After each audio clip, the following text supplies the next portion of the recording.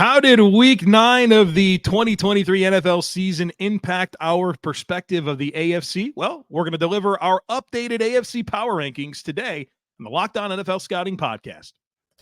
You are Locked On NFL Scouting with the Draft Dudes, your daily podcast for NFL and college football scouting. Part of the Locked On Podcast Network, your team every day. What's better than this? It's guys being dudes here on the Locked On NFL Scouting Podcast. We're the Draft Dudes. I'm Joe Marino from Locked On Bills. He's Kyle Krabs from Locked On Dolphins. And we are your NFL experts here with you daily to talk team building across the league on the Locked On NFL Scouting Podcast with the Draft Dudes, part of the Locked On Podcast Network, your team every day. We'd like to thank you for making Locked On NFL Scouting your first listen every day, and a big welcome and shout out to our everydayers. You know who you are. Those of you who never miss a single episode, we appreciate y'all being here very, very much. Today's episode is brought to you by FanDuel. Make every moment more. Right now, new customers can get $150 in bonus bets with any winning $5 moneyline bet. That's $150 if your team wins. Visit FanDuel.com/lockedon to get started. Joe, it is back to regularly scheduled programming. The last few weeks with the NFL trade deadline kind of interrupted our flow, our in-season flow, and we're going to be getting towards the Levy Grail stuff here soon before long. I'm just throwing it out there. But that's the content that's going to be on our radar. Oh, my. Fight on, my men. Stay tuned, Panthers and Cardinals fans. Yeah. You guys you'll be up soon before long. If you're not familiar, the Levy Grail is something that Joe and I have done going back to when this show was branded Just Draft Dudes for 3 years now? Seems like it, yeah. And it's when your season ends, when you are eliminated from postseason contention, we give your show or your team a show throughout the week that's a spotlight of what went wrong and why you should be optimistic of the long-term forecast and future of your favorite football team. So just going to throw some names out there. The Arizona Cardinals, who you mentioned, the Carolina Panthers, who you mentioned, the 2-7 Chicago Bears, the 2-7 New York Giants, who are looking at potentially Tommy DeVito the rest of the season. Right. So go ahead and throw that take from last week that I had that the Commanders. Matt Barkley is going to start. Yeah, good call. And the 2-7 New England Patriots. Some of these teams can only afford to lose one more game before they clinch a losing season. So it's tough up there for week 10, but that's not the focus for today. Well, we will get to the bottom of the AFC, but shall we start with the top of the AFC? It's been a couple of weeks since we've shared our AFC Power Rankings. And Kyle, I got a lot of different stuff here, man. A lot of different stuff. I have two teams in the entire conference that are in the same spot that they were the last time we did it, which is week 8. Okay. One of them is at number 1. Yeah, the Chiefs are 1. Yeah, it's the Kansas City Chiefs are 1, right? They're the 1 seed in the seeding as things currently stand, in spite of the ugly loss 2 weeks ago to Denver. Quality win overseas. Have to figure at some point this offense will get its groove. And if not, then we'll have to have a hard conversation. But for now, especially on the heels of them being 1 and the win that they just had, they're number 1. It's like a top 3 defense in the league right now, man. Their script is real different this year. It's going to have to stay that way too. They're going they'll need, if their offense is going to be as whatever it is, then defense is going to be the ticket here. Is there a purple team at number 2? Yes, the Ravens are 2. The Baltimore Ravens. Some of these home wins that they have of just shellacking NFC contenders between Detroit and Seattle last couple weeks. How do you put them anywhere else but number 2? Yeah, they're number 1 scoring defense in the league, top 6 in scoring offense. We're gonna see what this team has. They haven't really, stretch, don't they? They sort of. But what's going to be interesting about Baltimore, this version of Baltimore, is what type of playoff run can they go on, right? Like we've seen them, they've won a playoff game, but like can they get to that AFC championship. They're kind of trending towards being expected to make that type of run. And so it's going to be really fascinating to see how that all comes together. But another team defense, like I know that they're 6th in scoring. Like there's a lot good happening with that offense, but it's really about the defense once again for this team. So they have a home game this week against Cleveland, who they've already beat 28-3 this season. And then they are short week home against Cincinnati. So they play 2 games in the next 9 days. And they're 2 divisional games. Then they're at Chargers in a primetime game. They host the Rams, at Jacksonville, at San Francisco, home against Miami, and Steelers to close the season. So this will be a good test. If they're a top 3 seed in the conference, they will have resoundingly earned it.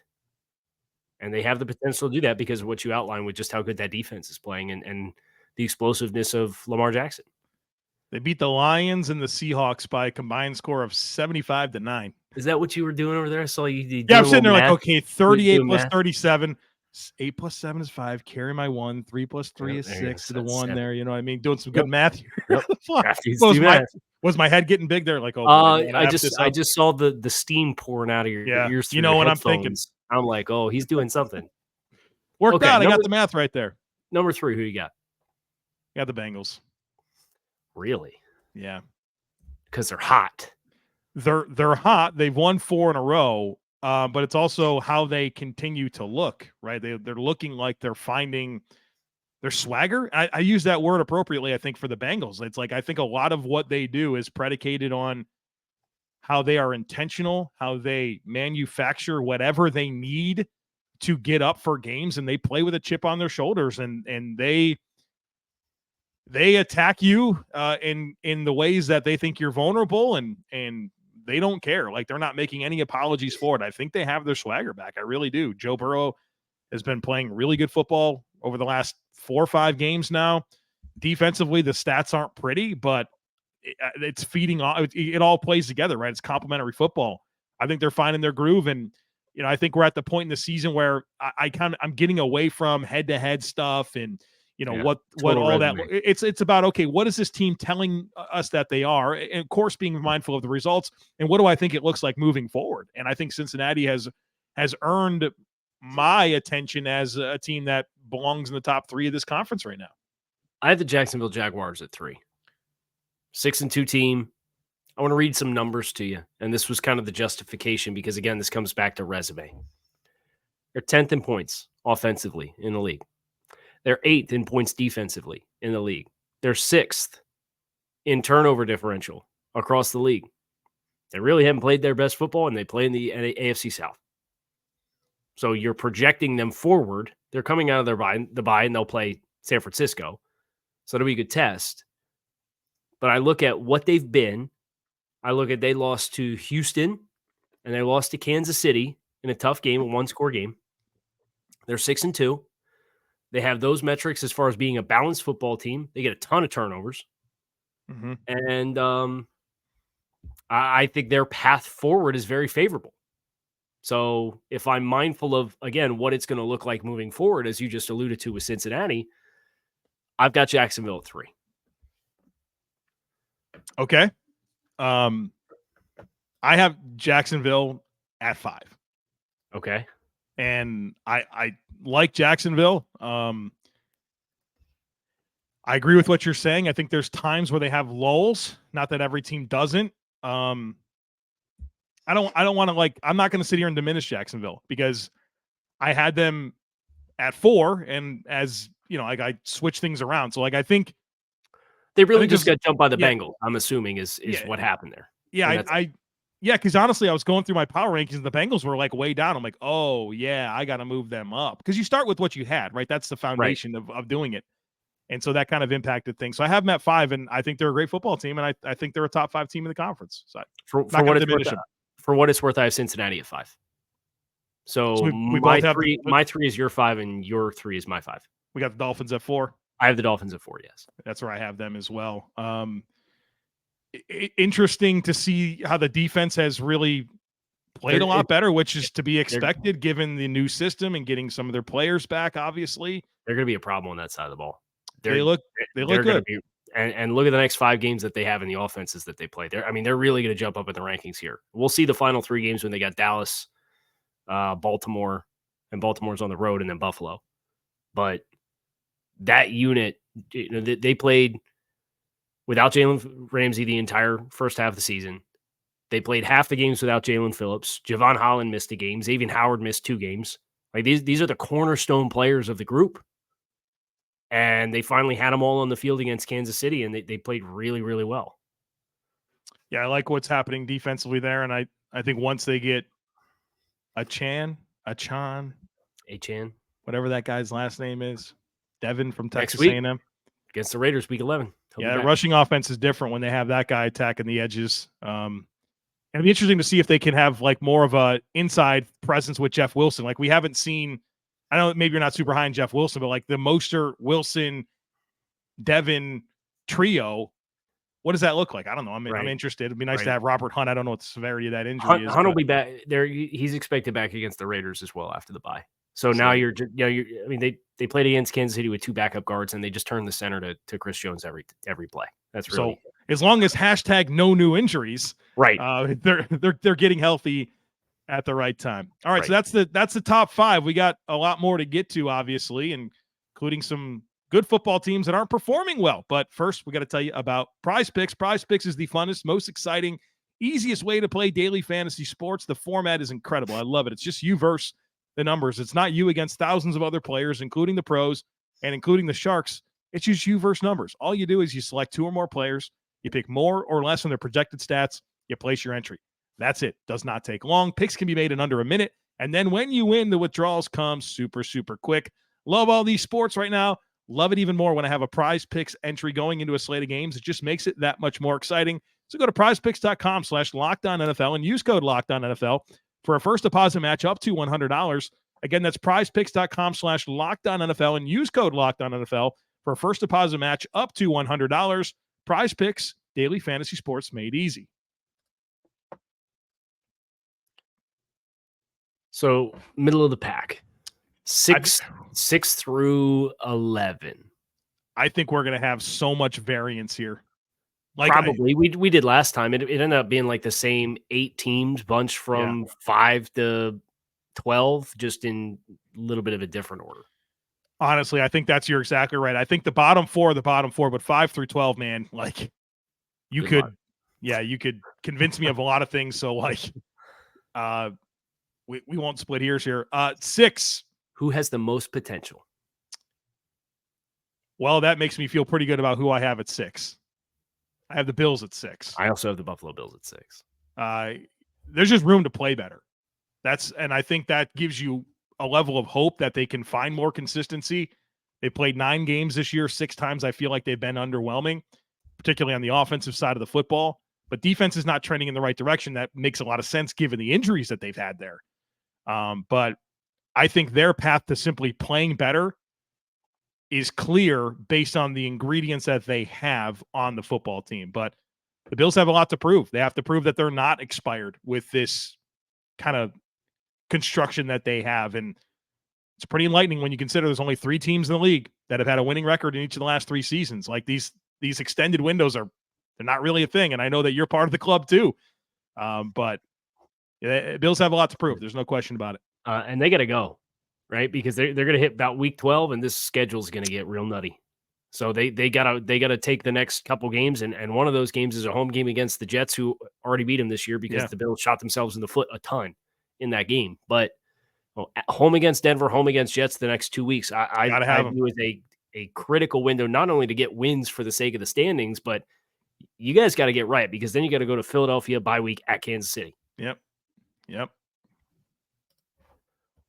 I have the Browns at 7. Same. Stud defense. Yep. But that absolute offense, stud defense. Jed Wills is hurt. Of course, Nick Chubb is hurt. Deshaun's played better the last couple of starts, but it's been like Arizona and Tennessee. How much do you care about that? You know what I mean? Like, not that I want to diminish anything. Like, anything positive from Deshaun Watson is a good thing for that football team. But still a lot to prove. And I think the offensive side is so important, right? Like it's like good defense, but middle of the pack offense that's going to kind of leave you in the middle.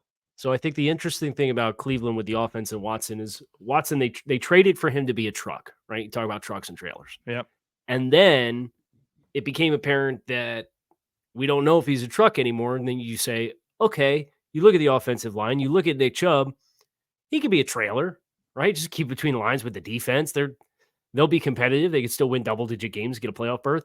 And then the injuries happen. And I think it's both tackles are down. Like Conklin's out as well. Yeah, he's been out, right? DeJuan Jones. So now you're down both, and DeJuan Jones has stepped in and done a nice job. But you get a rookie tackle. Now Jed Wills is out. Nick Chubb's out. And you got to be a trailer. You got to be a trailer again, or you got to be a truck again. And we'll see if he can do that. But that ultimately will determine, I think, the ultimate story of this football team, because they too, they took care of business against the Colts. They upset the 49ers. They beat the Cardinals. They're at Baltimore. 3 of their next 4 are on the road. At Baltimore, home against Pittsburgh, at Denver, at Rams, Jacksonville, Chicago, Jets, Bengals, Texans. That's the rest of the schedule. So you're feeling good with having 3 losses at this stage, but I mean, you could probably afford another 4. You play 500 ball the rest of the way, you're going to give yourself a chance at playoff berth. I hear Browns fans right now yelling at us, we're 4-1 when Deshaun Watson starts at quarterback this year. That's fine. Hasn't been good, though. All right, number 8, I have Houston. I also have Houston at number 8. So your expectation that we were going to be way off, right? Or just a big letdown so far. I think the point being that I think you could flip a lot of this around, and I wouldn't have a whole lot of gripes with it. But Houston, I mean, they're a young football team. There's no question about it. A huge win against Tampa. But let's not forget the week before, coming out of the bye, they lost to the Panthers. You know what I mean? Gave them their first win of the season. Right. Like this is still a team that has vulnerability. They lost to the Falcons. Like there's good happening here. And I love the direction, right? It's a young football team. I don't think anybody thought they'd be 4-4. CJ Stroud's having a historic rookie season. You like the foundation here. You like the mix of vets and young talent on this roster. Defensively, you got some young cornerstones. A lot of good, but still a lot to prove in terms of kind of paying their dues and if this is truly their glow up as a football team. Well, and CJ Stroud's going to have to continue this superhuman effort, because you think about the ceiling of this team with the youth that they have and a young quarterback, and he's been sublime, but they are 27th in the league in rushing yards. They're 30th in yards per attempt at 3.3 yards per carry, in spite of being 13th in total attempts rushing the football. They want to run the ball. They're trying to run the ball. They can't run the ball. So Stroud, 14-1 touchdown interception ratio, that's going to do good business. But can you sustain that when you got to all of a sudden play Jacksonville and Cincinnati? You got to go against the Jets defense and the Browns defense. Like all that's still on the radar for them down the stretch. They're going to be a really fascinating team to see play out, because they beat a couple teams we weren't sure they were going to, and they've done so at times handily. Got the Chargers at 9. I also have the Chargers at 9. Yes. I still think this is going to end up being a double-digit win football team when it's all said and done. Because they played about as bad as you could play offensively against the Jets. Yeah, so they're 4-4. So you got to get 6 wins in the last 9. Yep. Detroit, Green Bay, Baltimore, Patriots, Broncos, Raiders, Bills, Broncos, Chiefs. So I think they get Packers. I think they get Patriots. I think they get Broncos. I think they get Raiders. I think they get Broncos again. And they win one of Detroit, Baltimore, Buffalo, Kansas City. That's the path. That's 10. Is 10 going to get you in? There's probably going to be a 10 team that does not get in right this year. Because you're looking at, we're down at 10. And then 10 is, for me, the Jets. I have the Jets at 10 as well. So and the Steelers are 5-3, and I think we both have them at 11. We both have them at 11. So, yeah, there's going to be, for sure, I think, a team that gets hung out to dry here, but at least we know we are chalk. Never expected it. The only differences we have right now is the 3 and 5 team for each of our respective teams are just flip-flopped. Pittsburgh, real quick, as we kind of close out this middle of the pack, 5-3, but have they been the better team in any of those 8 games? In any of the 8 games? Maybe 1 or 2. I mean, their records doesn't reflect the way that they're playing. San Francisco, Cleveland with 2 defensive touchdowns. The Raiders game, they were probably the better team in the Raider game. That's probably it. I mean, they're doing the thing that the Steelers do. There's a floor with Mike Tomlin that exists, and if you don't think it's real, I don't know what to tell you. Right. They got more winnable games too. Right. That was always been our defense of the Steelers. This might not be a very good football team, but man, they got an easy path. If I end up being a divisional winner that doesn't get the 1 seed, I'm hoping and praying Pittsburgh's going. You're the 2 seed hosting Pittsburgh. That's a freaking dream. That's everything you could hope for as far as a wild card matchup. But that's 8-9 weeks from now. We got a lot of other ground to cover, including the bottom 5 here in the AFC entering into week 10. Yeah, coming up next here. But you got to score early this NFL season with FanDuel, America's #1 sports book, because right now, new customers can get $150 in bonus bets with any winning $5 moneyline bet. That's $150 if your team wins. So you've been thinking about joining FanDuel. There's no better time to get in on the action. The app is super easy to use and navigate, and there's a ton of different things that you can bet on, including spreads, player props, over-unders, and more. So visit FanDuel.com/lockedon and kick off the NFL season. FanDuel, official partner of the NFL. Did you want to touch on the Jets at all? We kind of glossed over them. Obviously, had that ugly loss last night. Defense is going to give them a chance every week. It's just about how opportunistic they can be on offense, and if Zach Wilson's going to make fatal mistakes or not. But apparently, Aaron Rodgers is going to be back in 2 weeks. So. Yeah, a couple weeks. He said. Couple weeks. He's gonna. He's. I mean, did you listen to the Pat McAfee thing? He's leaving room for a miracle, Kyle. You know, you want to do something that's never been done before. He's elongating the Achilles. He also said 3 weeks ago, let's pump the brakes on the comeback. He's got to find a way to be in the headlines no matter what. Monday Night Football, let's get on the sideline, you know? Oh, there's a camera on me, and I'm talking to Derwin James with a mic. Unbelievable. Oh, he asked me when I'm coming back. It's so blatant. It's the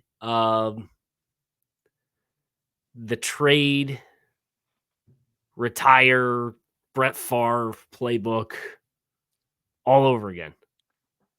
So now he's going to the Vikings won't re-sign Kirk, and then Rodgers will end up somehow in Minnesota to follow the next steps of the Brett Favre. Yeah, let's do that. Throw the ball to Jefferson, Kevin O'Connell, you know. The Jets get the Raiders and Bills on the road their next 2 before Miami. A 3-game homestand of Miami, Atlanta, and Houston, then at Miami again. So Kyle, it's up to us. It's up to us. We got to do it ourselves here. I think that 5-game, the Jets are going to largely determine whether or not the Dolphins win this division or not. If the Jets if the Dolphins can sweep the Jets twice in 4 games, I think the math turns really strongly in Miami's favor for the division. But especially if the Jets can get another one against the Bills. I wouldn't count on it, but print the shirts, baby. Print them up, Kyle. Anyway, I have the Indianapolis Colts at number 12. Wow, me too, Kyle. I wanted to put them higher. I thought about putting them above Pittsburgh, but you want to talk about just the goofiest results you'll ever see. It's the Indianapolis Colts, man. Right. Weird football team. I called them earlier in the season the best worst team, and I think I was right about that. They're fun. It's a fun group. No expectations. If you're going to be bad, you might as well be fun, right? Right. I mean, there's no expectations for that team, and I think it kind of shows. They play loose. Get Jonathan Taylor back in the mix. Score some points, 4 and 5. Gardner Minshew putting a nice audition out there for teams that might need a bridge quarterback next offseason. You want to shoot your shot there? What team? Oh, no, I've got no clue. Minnesota, Atlanta. No, Minnesota's just going to bring Kirk back. We'll see how the draft order shakes out. So Indy, I mean, they were on a 3-game losing streak before beating the Panthers. Right. Their wins are against the Texans. And they got 2 pick sixes in that game against the Panthers. So you put it with a total grain of salt. They had 198 yards of offense, but before that, they'd really moved the ball well. They still scored 20 points because you know what? They start every game with 20 points. They start every game with 20. Might only have 198 yards of offense, but damn it, we're getting 20 on the board. We got a 13. I got the Raiders. I have the Denver Broncos. Really? Okay. Better win, better quality of win? Yeah, that's part of it. I know the Raiders get the fired coach bump. I think the Broncos ending up keeping their talent is probably going to pay dividends down the stretch. I still think I like the talent on that team better than what the Raiders have. Be interested to see how long the Raiders can keep up the spike. They have the Jets next week at home, and then they got to go to Miami.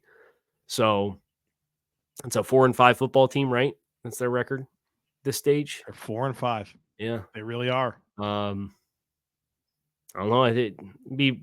I don't think a rookie quarterback against the Jets defense will go particularly well, but are you just going to YOLO ball it and throw it up to Devontae? Can you get something going in the run game? You know, the Jets kind of, they were had at times against the Chargers. I know they didn't average healthy yardage. What if Austin Eckler just kind of caught the football in that game? Wouldn't that have been helpful? Dude. Like, what is going on here? Five of them. Right. I'm like, dude, like, that's like one of the best receiving backs in the league. Man. What the hell's going on here? You were a touchdown machine who catches everything and gets targeted 120 times and just forgot how to catch. What was that? Weird. So do you have the Raiders at 13 and then the Broncos at 14? Is that your order? Or do you have I had the Broncos at 15 and maybe I should have had them higher. Oh, you put the Titans up there. Think that Will Levis bump's a real deal? No, I don't feel good about any of this right now. Like the bottom 4 is like, I don't know, man. I think the Patriots are deserving of last.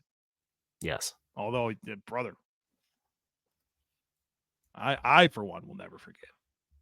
But when Bob Kraft wrote the letter to everyone and said they were going to they were committed to a better product in 2023, is that what you'll never forget? No, I'll never forget week 6. When Magic happened. Week 7. Week 7 when Magic happened and the Patriots scored 29 points.